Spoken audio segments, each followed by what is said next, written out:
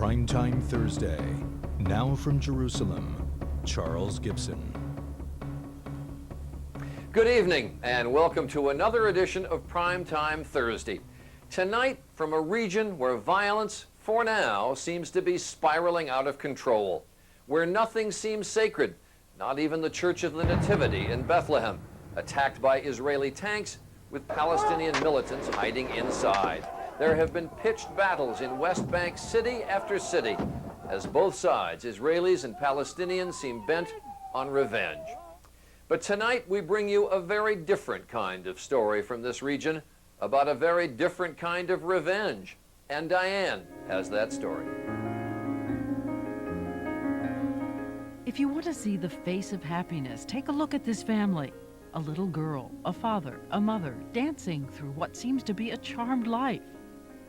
Laura Blumenfeld's dad is filming as her mother actually dresses up as the Tooth Fairy to sneak into the little girl's bedroom, hide money under the pillow, so that Laura can awaken to pure delight. My parents raised me to believe that the world was a beautiful place, and the way I would describe it is sort of in this kind of exquisite illusion. The family traveled together, laughed together, and Laura, the high school valedictorian, went on to Harvard and then a job as a reporter for the Washington Post. She even met a storybook man, a handsome federal prosecutor, Baruch Weiss.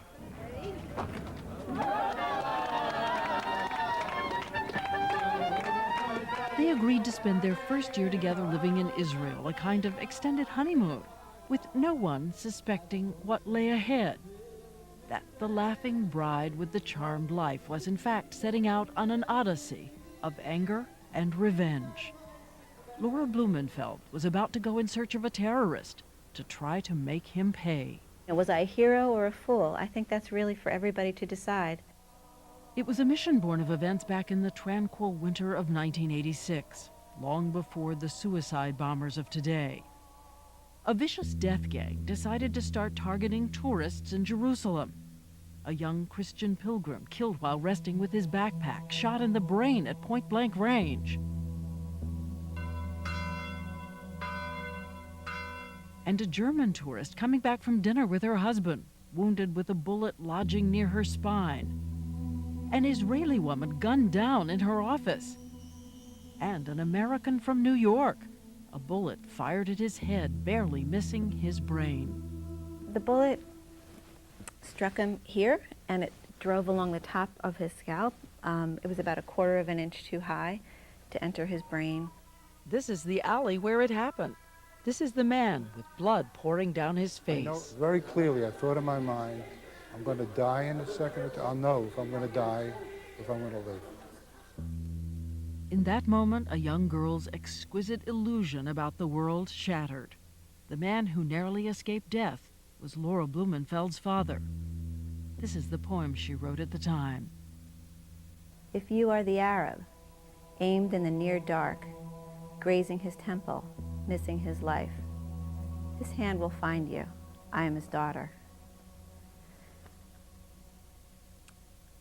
And what did you mean then, I will find you?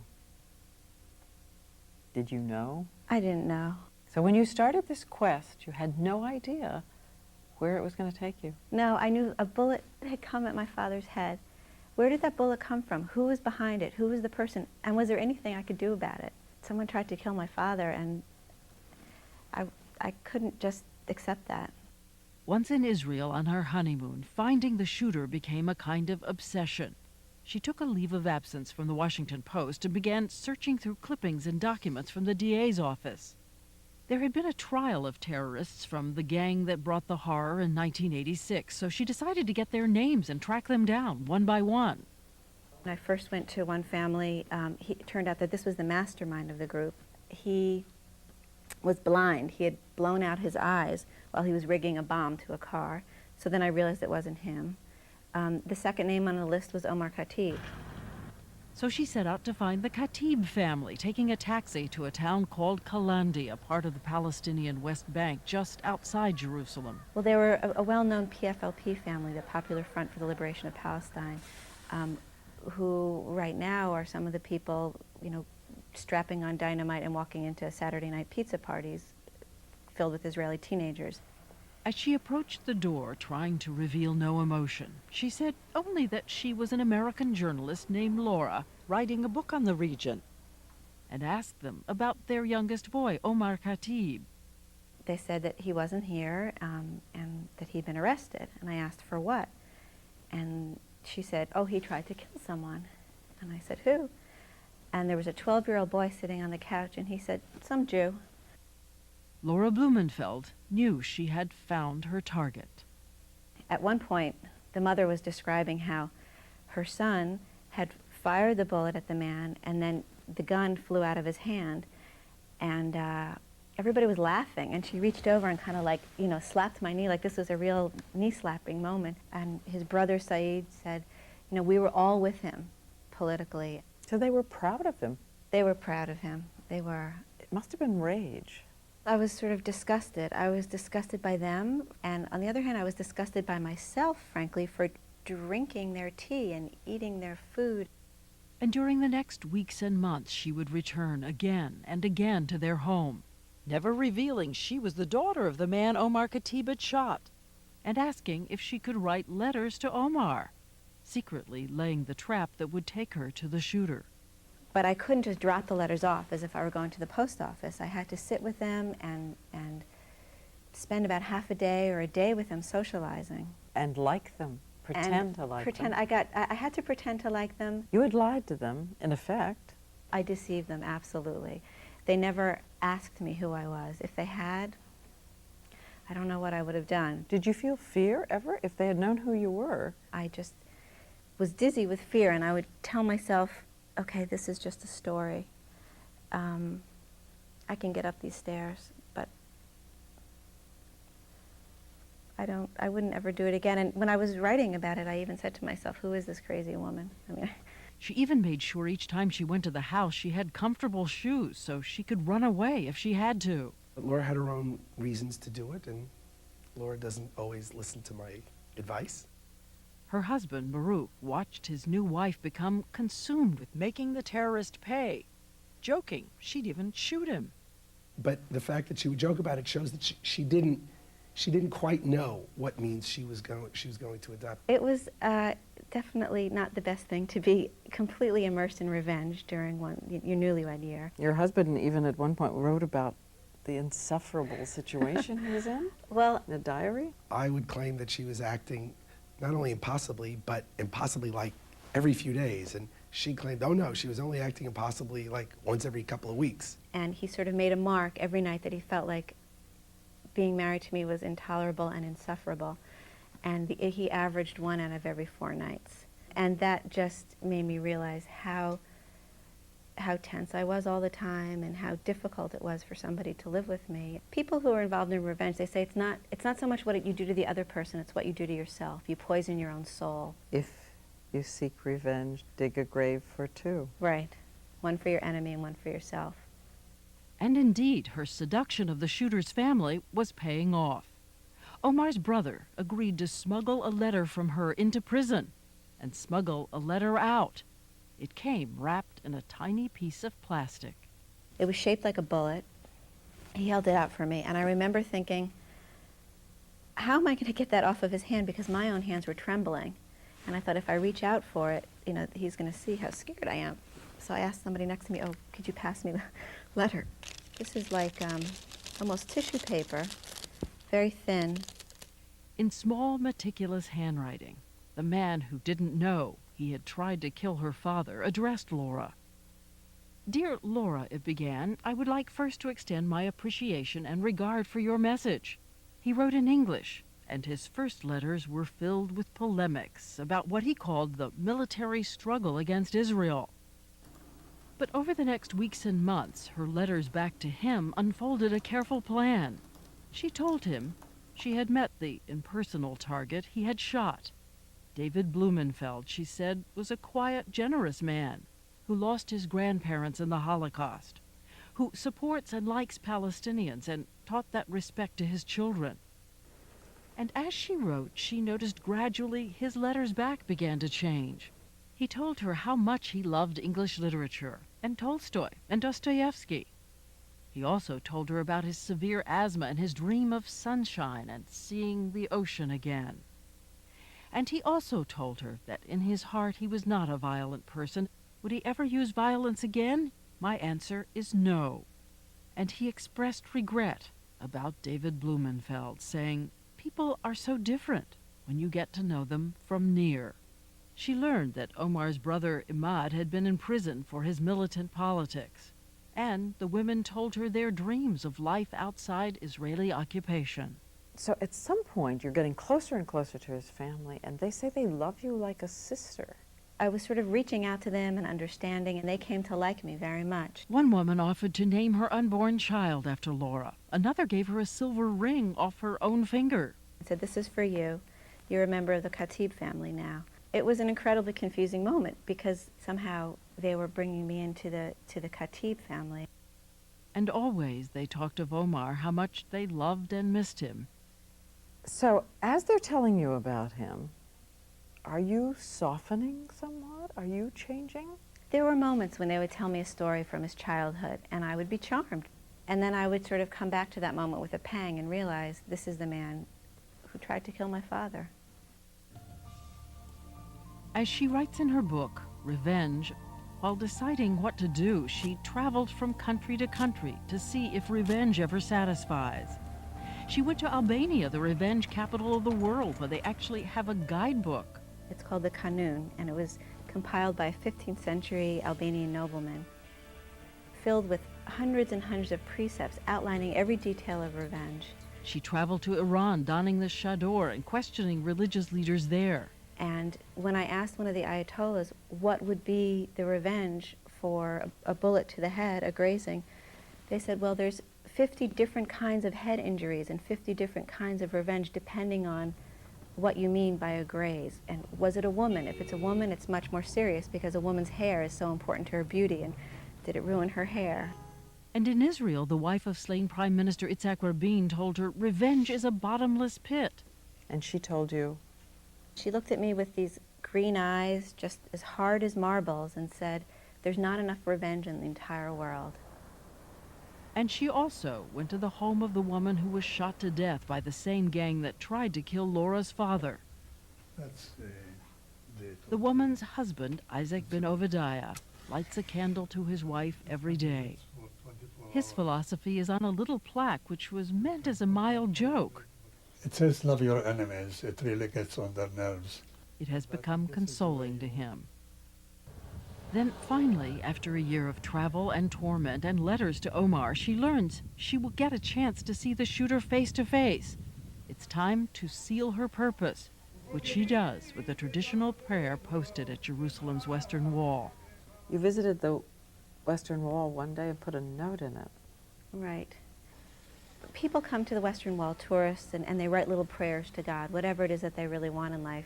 So I scribbled out one word, folded it up, and said, here's my prayer. And I knew that it would take some kind of radical act to achieve that, something crazy and risky.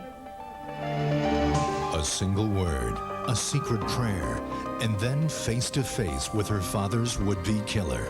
And I knew this day, whether I was ready or not, I'd have to act. A surprise ending when Primetime returns.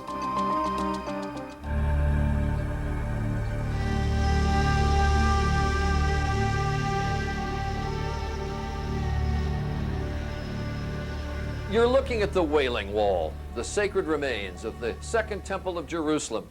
Devout Jews from all over the world come here to tuck messages of hope and prayer between the stones, from their lips to God's ears. It was to that holy site, just over my shoulder, that Laura Blumenfeld brought her one-word prayer, the one word that for her held such special meaning. After all the danger and all the deception, Laura Blumenfeld was about to spring her trap, and Diane picks up the story. After a year in Israel, Laura Blumenfeld, the happy little girl from Glen Cove, New York, was ready to confront the man who tried to kill her beloved father. David Blumenfeld, a rabbi, knew only the sketchiest details of his daughter's plot. He had made his peace with the incident long ago. If he had said to you, just stop it, just don't do this, would you have stopped? I only told him after I finished doing something. I would say, I never said, I'm going to do this. I said, well, this is what I've already done. So That's right. he found out after the fact. The day of reckoning, she arrived at an Israeli district court. Omar Khatib was about to appear. He had asthma, and he was trying to get out of prison on medical grounds. So there was this court hearing, a review of his case. And when you first saw him in person, was he what you expected? Physically, he wasn't what I expected. He didn't look terribly sick, and he didn't look terribly evil. He walked into the courtroom proud, though. He had a certain amount of pride, and he was slapping the other prisoners on the back, and that made me worry too. Is he remorseful? Is he a hero for having done what he did to my father? And on that day, someone else showed up to be with her. Her mother, Norma Grill, the woman who had taught her to dance through childhood and given her a birthright of hope and joy. Whatever her goal was that day in court, I guess I felt very committed to trying to help her. This was, you know, the defining moment of my life. The defining moment because... Because this was the moment when I had to make the choice. An eye for an eye, turn the other cheek. All year, I'd been a journalist, stepping back. I was an observer. I didn't have to do anything. I was just going to gather some more information. And I knew this day, whether I was ready or not, I'd have to act. So Laura asked permission from the judges to speak.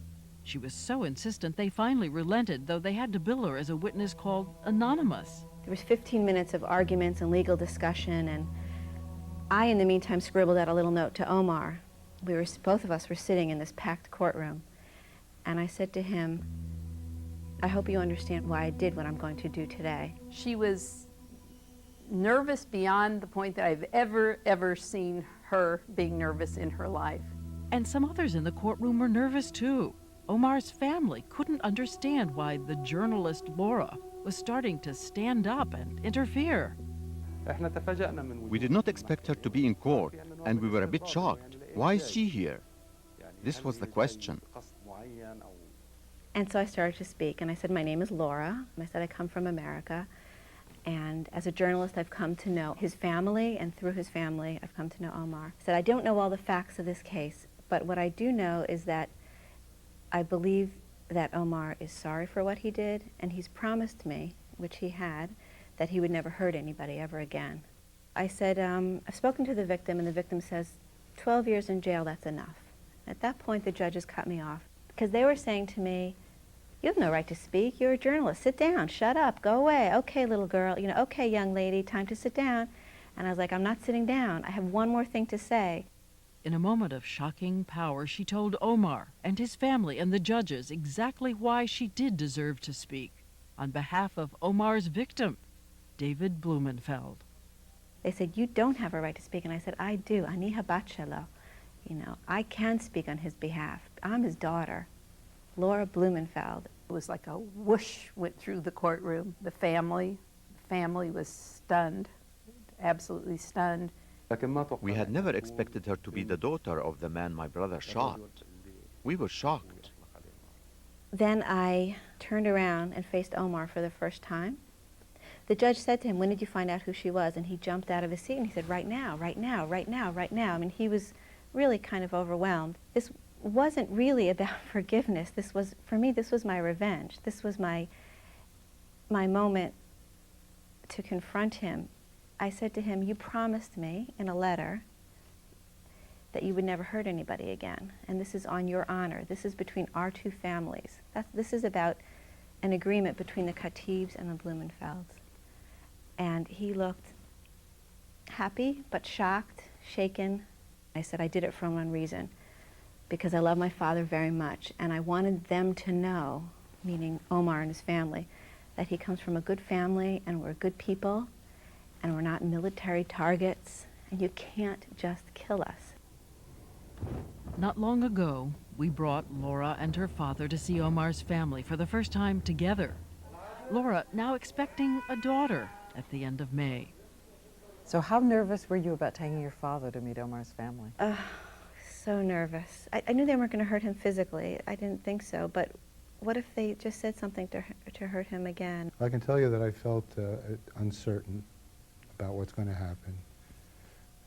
I was curious, And as I entered into their home, I sensed a little awkwardness. David Blumenfeld greeted Omar's mother. I'm very happy to meet you.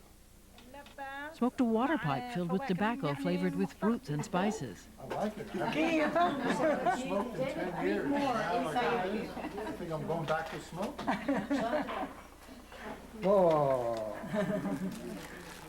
There are gifts, and though there's some talk of politics, it's mostly curiosity and welcoming smiles. For Laura, the moment is overwhelming, because as Omar wrote, people are different when you see them from near. It's just hard to believe that something like this can be true. Thank you, all of you, really. Thank you, Daddy, for coming, too. On the sofa, Imad Khatib misses his little brother Omar. The circle will not be complete, he says, until his brother is out of prison to share the laughter and the tears. Inshallah. Take good care of yourself. And the one person who impressed me the most was his older brother. Ideologically, he may be miles away from me. It probably is. But he's trying to help his brother. And soon thereafter, miles away in a prison cell, a man who meant to be a killer watches that family scene on a tape we brought him. This is inside my home. Omar Khatib looks at the American man he had only seen once before over a gun barrel and notes that his target has gotten old. He's getting so old. Again, the Israeli government wouldn't allow David Blumenfeld or Laura to enter the prison. Hello, Omar. So David Blumenfeld recorded this message for Omar the night before our visit. You are an intelligent, educated person. And then your life just went in that direction. But you're a young man still, even though those years you spent in prison, you still have a life to lead. I am looking at him as if hearing my father talking to me. I concentrated on all of his words, and as if they are getting directly to my heart. I'm admiring him so much. Omar Khatib said when he shot at his friend David, it was the first bullet he ever fired, that he ran away, and now swears it will be his last.